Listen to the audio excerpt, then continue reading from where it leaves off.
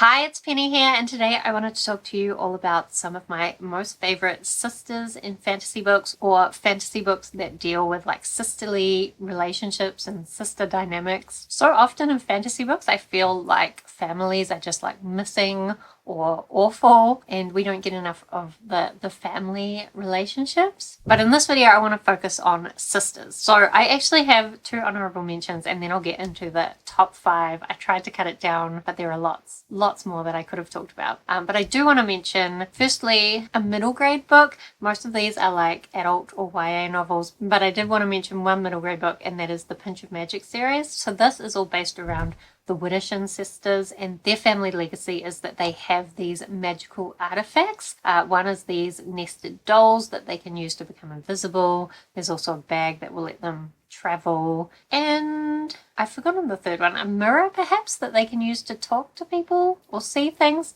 It doesn't matter. The main thing that I actually love about the book series is the sister dynamics. I think I read somewhere that the author, Michelle Harrison, said that it's based on her own sister relationships, and it does come along as really genuine. The three sisters have a lot in common, but they also have a lot of differences, and as well, like, they get along, they care about each other, but also like they don't always get along. And honestly, it's just such a fun and clever middle grade series. Each one is kind of a supernatural mystery type thing, usually with some kind of witchy element involved. Lots of fun.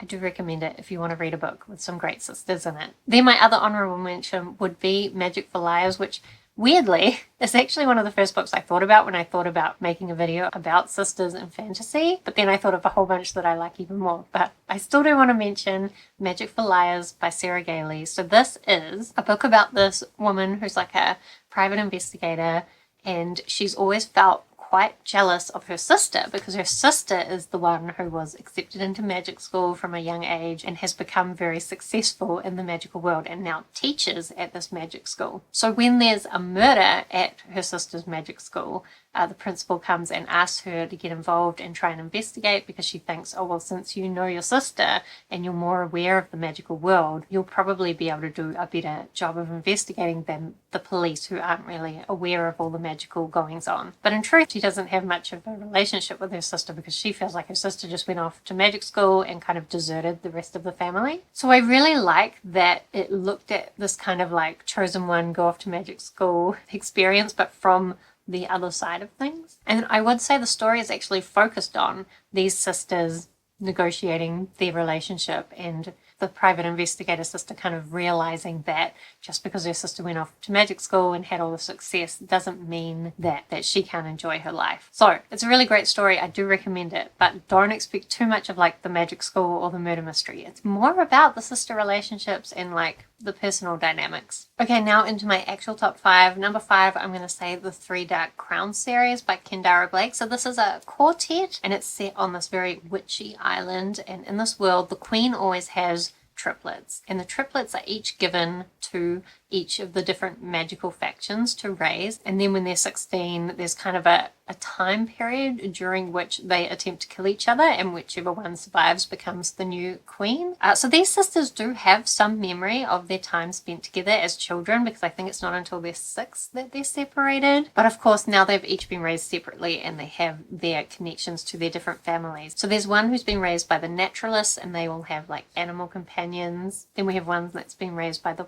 poisoners, and she is supposed to be able to be immune to poisons. And we have another one with elemental magic. Unfortunately, for 2 of these sisters, their magical powers have not appeared, and so going into this time when they're expected to kill their sisters using their magical powers, they're quite worried. And justifiably so, because the whole thing goes terribly, terribly wrong. But I also think throughout the book we do see these sisters coming together in different ways, sometimes kind of antagonistically, but in the end they really do, I guess, embrace their sistership in some way. I guess we also do get parts in the series where we look back at previous sisters who have had kind of similar experiences. And I do think the original book, Three Dark Crowns, was quite popular, but then I think a lot of people didn't continue with the series, maybe because the writing style is like it's written in present tense and it feels a little bit clunky at times. It's been a while since I read it, but I remember not loving the writing style, but the overall story I thought it was really great, especially like when things go wrong, they go wrong. And there were multiple times throughout the series that I was like shocked. But also, I just love seeing these sisters like interact and like rebuild their relationships. Then for number 4, we have Warbreaker by Brandon Sanderson. So this is a world where one kingdom always has to give one of their daughters to this other kingdom where there are like these godly people. And we do get the perspective of some of these gods, particularly Lightsong, who doesn't really believe that he's a god. But anyway, the king in this other kingdom is supposed to be sending one of his daughters to be the bride of the god king. And so the older sister has always been trained thinking that this is what was going to happen to her. However, right at the last minute, the king decides actually he likes his daughter too much, and instead he's going to send his more useless and completely not trained in any way, he's going to send his younger daughter off to marry the god king. She is totally unprepared, but she gets sent off anyway. And then the older sister is like, what have you done? And she decides she needs to go and try and save her younger sister. So of course, I really like in the story that the older sister is trying to protect her younger sister. As an older sister myself, I can kind of relate. But as well, I really like how everyone expects the younger sister to do absolutely terribly because she's not any of the things that the older sister has been trained to be. However, she does really well for herself. Well, definitely better than a lot of people would have expected. I think it's a really great story of sisters, again, being really different but still being there for each other. Definitely recommend. Okay, then for number 3, we have Roses and Rot by Kat Howard. This is another one where the sisters don't start out with the best relationship. So this is one when they were younger, basically their mother was very abusive and the older sister managed to get out of the situation first, but her younger sister really felt like she was deserted. Kind of similar to Magic for Liars, to be honest. However, now both those sisters have gotten into this special creative artist program, kind of like a school thing, but you have to be exceptional in order to get in. I think the younger sister is a dancer, and I always forget, but I think the older sister is a writer. So they both managed to get into this program, and they're also staying in this house with a couple of other girls, and they're all like really passionate about their art and just trying to do really great things. However, there is something going on, and there is an award that you can win at this school. I never want to give away what it is, even though like maybe it would draw some people into the story, but like, so there's something, this award that they can win. And if they win it, they will get a lot of benefits and potentially have an amazing artist career. Like, not potentially, they will definitely have an amazing artist career. However, there are some costs involved of a magical type. And so both of these sisters end up in the running for this award. However, also, both of the sisters kind of want to win it to protect their sister from winning it because of the downside to it. So that introduces like a really interesting dynamic to the whole thing. And so we have these sisters like competing against each other and having like a lot of history that they're trying to work through, but also like really caring about each other and trying to protect each other. Again, I really loved it and I really recommend it. Then number 2, of course, it's me, so I have to mention an Alona Andrews series, and that's going to be the Hidden Legacy series. So this series is all based around sisters, really. There are these sisters who own this private investigation company. The first trilogy is based around the oldest sister, Nevada, and then the second trilogy, and also a novella that goes in between, is based around the second sister, Catalina. And then there is a third sister, and I know everybody's really hoping that Alona Andrews will get to writing a third trilogy from Arabella's perspective, because there have been hints about who her love interest will be. So these books are kind of paranormal romances, but when Alona Andrews writes a paranormal romance, like the romance is there, but it's more focused on the world and these like murder mystery, magical, political happenings.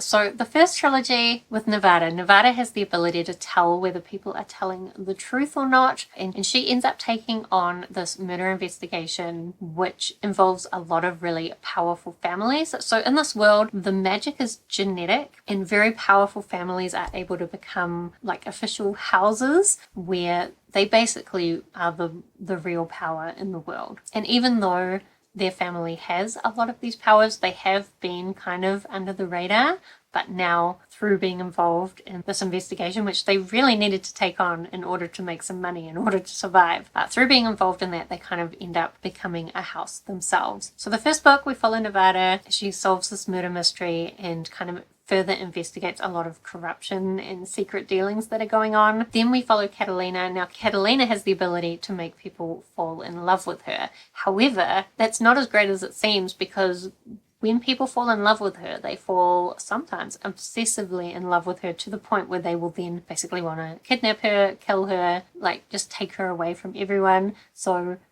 she has to use it carefully, and she's always been kind of quite afraid of her power. And then Arabella has quite a different power, kind of like a shapeshifty-ish type power. We haven't learned as much about her power as the others because we haven't yet got her story. And I will say, like, Nirvana and Catalina have a lot in common, but they are also very different. Arabella, of course, being the most different. And we do get a lot of these sisters, like, being there for each other, supporting each other, but they don't always agree. And just like the whole family in the Hidden Legacy series is one that I love. It just feels like a real family. They have their private jokes, they all get along, have a good time. They also disagree on things, but like, I love their family. I love the way that Ilona Andrews writes banter. It just always feels very genuine to me. So the sisters and the whole family from the Hidden Legacy series, including like a few like peripheral people that kind of become part of the family, I love them all. I love this series. Don't be fooled by the covers. Then lastly, for number 1, I wanted to talk about Muse of Nightmares, which is actually the sequel to Strange the Dreamer by Laini Taylor. So Strange the Dreamer, when it came out, was hugely popular. It is a really beautiful story. It's got a writing style that's very storyish. I kind of want to say lyrical, but I'm not sure that's quite the right description. But it sounds weird to say it's a book that's written like a story, because of course, but the writing is really beautiful, and it does take things quite slow, but eventually it gets into it and we learn about this city of Weep that everybody has forgotten. What's interesting about Muse of Nightmares is that even though it's the sequel, the beginning follows these two sisters, and we have no idea how they relate to the characters from the first book. Eventually you do find out, but I remember when I first picked up Muse of Nightmares being like, I don't want to read about this. I want to read about the characters from the first book. So why are you wasting my time with these sisters? However, by the time I got to the end of the first book with the sisters and it went back to the main characters, I was like, I don't want these main characters. Take me back to the sisters, because I fell in love with them. Basically, these two sisters live in this icy world where they are struggling, but they're very close with each other. And then these people do turn up and take one of the sisters away. And throughout the story, we get kind of the story of the sister left behind, trying to find her sister and save her. And just everything that happens to them is very tragic, but also so much that happens to them explains the events from the first book. But I do think like the relationship between the sisters, it's so beautiful, even though it's also so tragic. And it's just a really beautiful series. I know there are a lot of people out there who have only read the first book in the duology, and really, you're really missing out. Like, the second book is pretty similar, different, but pretty similar. And as I said, you start out with Nova and Cora, and you don't know why you're following them at all, but I think you'll come to love them. I think you will. So those are my favorite sisters in fantasy books. Let me know in the comments who your favorite sisters in fantasy books are. Otherwise, thank you so much for watching. I hope that you are doing well, and I will see you next time.